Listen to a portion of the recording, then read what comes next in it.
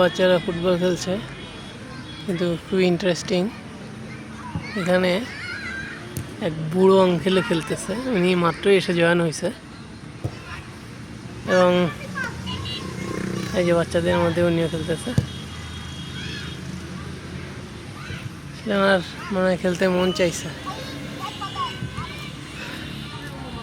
আমাদেরও বড় বয়সে আমরা অনেক সময় যেটা করি, একটা শট দিতে চাই, খেলতে ভালো লাগে। এই যে আঙ্কেল দেখেন লুঙ্গি পরে কেমনি খেলতেছে।